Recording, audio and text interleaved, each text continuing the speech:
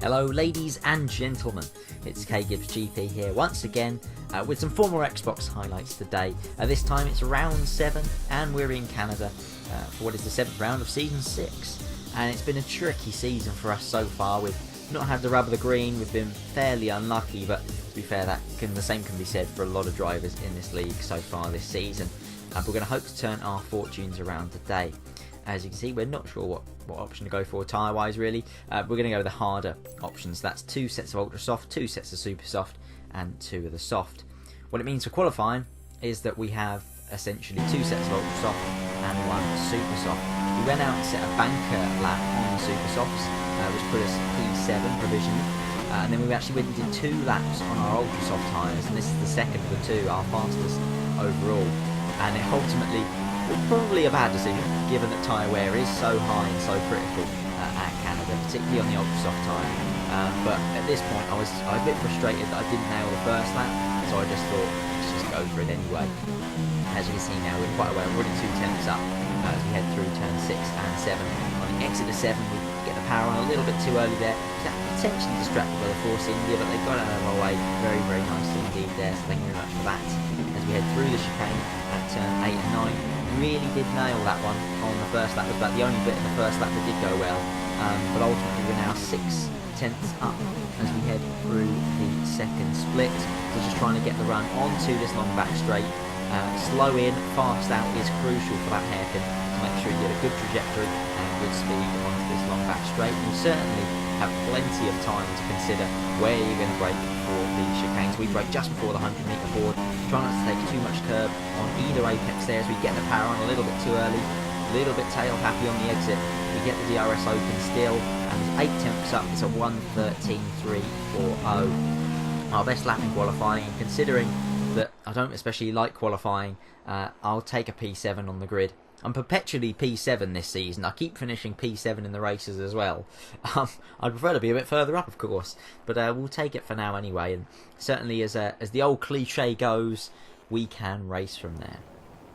But it is, of course, going to be a wet end to the race. As you can see on the forecast now, it's going to start drizzling midway through and then end up heavy rain for the last few laps, which ultimately, given I hate the wet conditions, is not good news for me at all. But we're going to just try and go for it anyway. Wet races can throw up plenty of surprises, and to be fair, with the pace of some of the people in this league, I think we're going to need a bit of a mixed up session to get anywhere near a podium in days. As you see now, the lights coming on, about to go out. Lights out, and away we go here. We've got Sam just ahead of us. We get a good start. We go straight into the back of Sam then. I think there's a bit of hold up ahead of him, and caught him out, caught me out as well. Drastic Midget goes down the inside and gets clipped by Casey Legend there. As we've dropped the position, we've dropped down to P9 after that little scuffle, and we've got red front wing damage. So our front right, or our right side of our front wing I should say, is badly damaged. We're going to see how much further we can go. I'm expecting at this point that I'm going to have to pit at the end of lap 1, as we see Jokers now in between me and Sam. Ultimately it was a very, very strange start. Did not expect the guys ahead of me to be braking, and what was a great launch from me compared to the stuff I did in China, for example, they couldn't put it to any good use at all. As we see, we get a run on Sam now. I don't want to go bold into the hairpin though and try and make a move with my front wing damage. I'm still at this point trying to get a feel for how bad it is and whether we need to box this lap. Sam makes a particularly good move on Joker there and then runs him out of road. We're going to pick off Jokers there for P8 as well, so opportunistic from us.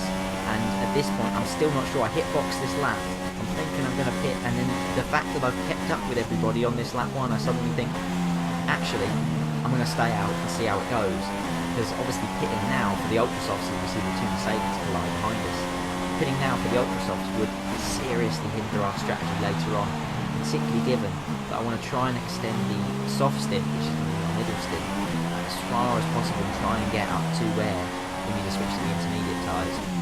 If I have to make 2 stops on the dry compound at this point, I'm thinking that's going to be game over, and as Ron Dennis would say, suboptimal in terms of strategy. So as you see, even though we've got that red front wing damage, we're still managing to keep the pace with the guys up ahead. So I'm reasonably happy, to be fair, with how it's going at the moment. We've got a run on Sam at the moment as well, which is quite interesting. But again, I don't want to be too bold with this front wing damage. It could easily cause an accident the way my front wing is. But on lap 3, I'm thinking that I've got a bit of pace about me here. This is going well. Front wing damage and managing to keep up with the guys ahead. So at this point, I've got the DRS active, and we decide to box this lap. So, diving into the pit lane now, we've got 3 laps done on the soft tyre, which, given that we had that front wing damage very, very early on, in the first 100 metres in fact, I'm pretty pleased about it. So we come in now for the soft tyres. This should take us all the way at least until half race distance, and hopefully by that point we're going to be switching on to the intermediate tyres. Anyway, so it's a 7-second pit stop, so not too bad from Mercedes boys. As we see by lap 5 now, it's really clouded over as we go and put in 15.5, and ultimately it's looking pretty grey already. I'm thinking at this point that the strategy looks like it might come off pretty well. Ultimately it looks like it's not raining just yet, as we head for a little bit of an excursion there across the grass, and that was some tyres very, very dirty as we try and head through and collect it all up through sector 1 there. A bit of a slide, it was a bit scary, but yeah, ultimately it's not raining at the moment, so we carry on regardless. But certainly the track temperature will be dropping at this point as we close up behind the prototype budgie now. Sam has just dispatched him, and Scott nearly goes into the back of Sam's Ferrari there, and that's going to give us the run onto the straight. I always seem to be battling the prototype budgie in these races. He likes to go very long and first in. I often go short until we find ourselves in the same bit of tarmac. But ultimately DRS active, and it's an easy pass on this occasion. As we try and hang on to the back of Sam, he's gone onto the super soft tyre. That's because he extended that ultra soft a little bit further, opened up a few more strategic options to him, whereas we had to go onto the soft tyre to make sure it would take us all the way until the intermediates were necessary. So lap 11.35 now, we head through the chicane. We've got Casey Legend all over our rear wing. He's on the ultra soft tyres as well, so I think, to be fair, at this point I've gone defensive in turn 1, but there's not really much point in fighting him. He's going to go past us at some point because he's got a pace advantage, he's got a skill advantage and a tyre advantage at the same time.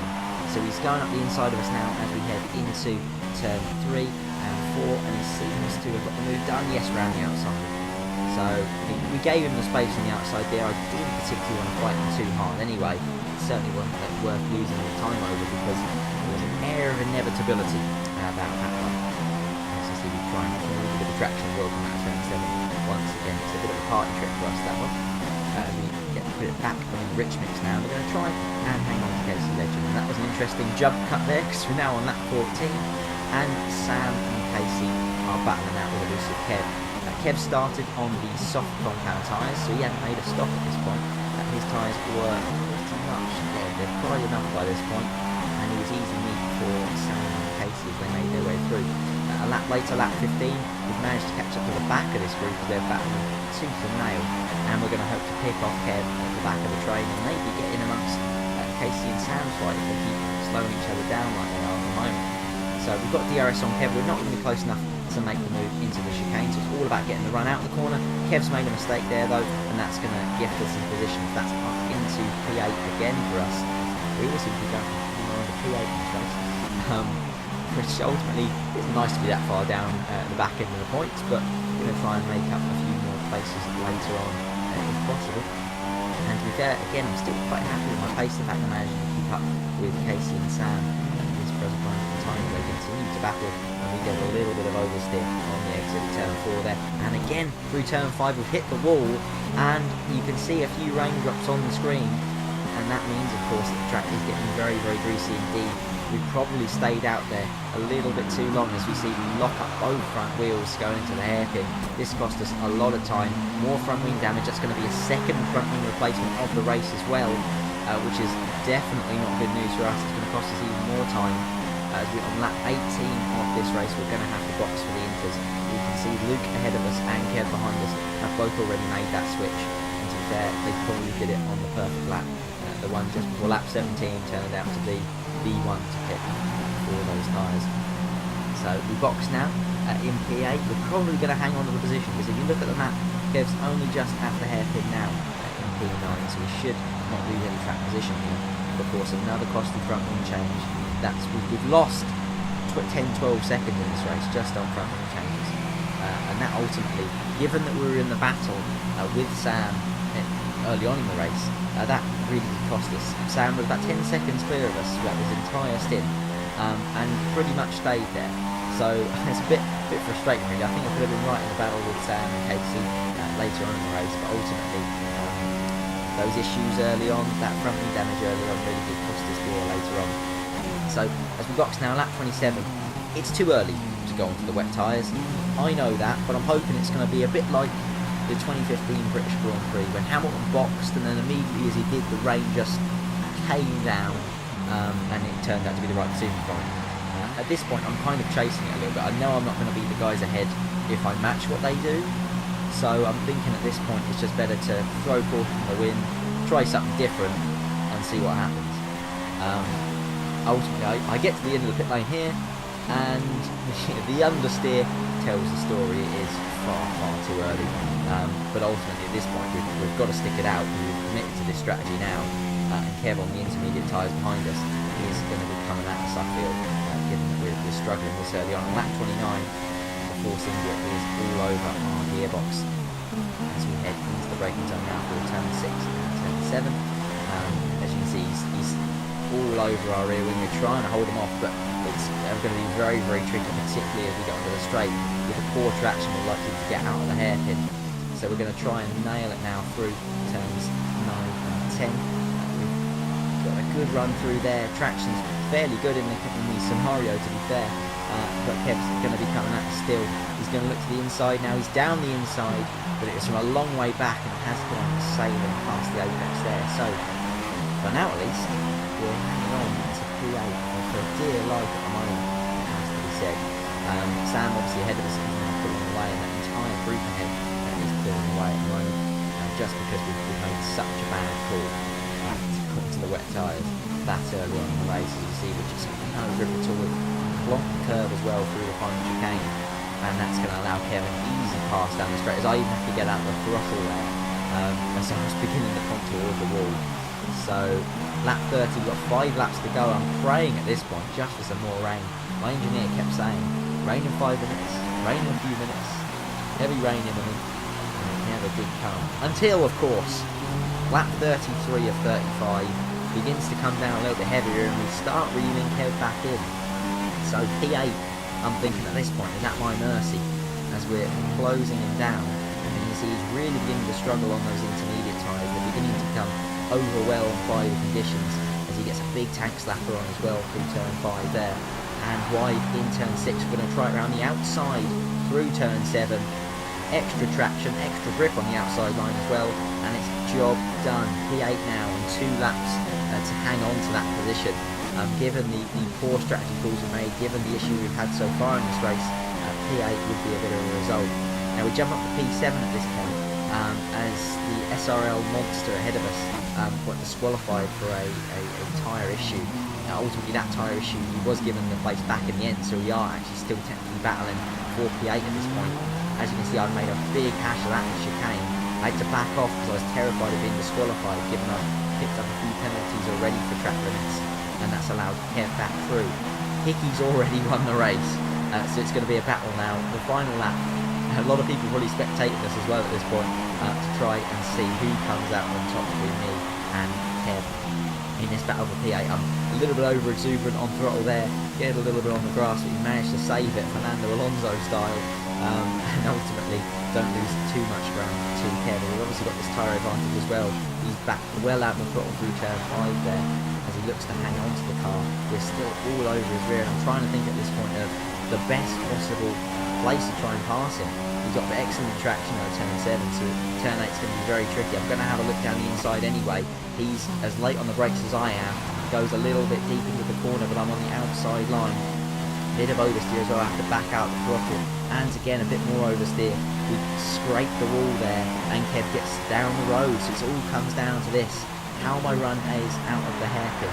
We've got Hickey still all over the back of us as his AI car, so he could lap us in, but hopefully we'll manage to fend off the Ferrari, as it's now between me and Kev for what is effectively P8. So I'm in this slipstream, no DRS of course in these wet conditions, but I've got much greater traction into 8th gear. We jig to the inside, it's going to be tricky into the chicane, but we've got the high ground for the corner. We make the move, get our braking right on this occasion, and get the power on nice and early. no answer from Kev on this occasion on those intermediate tyres, and it is a hard-fought P8 after what was a pretty eventful race compared to some of the previous ones we've had. Lots of action, some great racing to be fair between me and Kev in that one. Thoroughly enjoyed our last lap in particular. And yeah, I said P7 on the screens, but what became P8. So another mediocre at best points haul there for me, as the guys at the head of the championship get further and further away, and I become further adrift of the title fight, which was never really on for me anyway, in fairness. But hopefully we'll get some better results soon. Thank you ever so much for watching, guys. Please leave your thoughts in the comment section below as to what you thought to that race. And until next time, I shall see you very soon. Goodbye.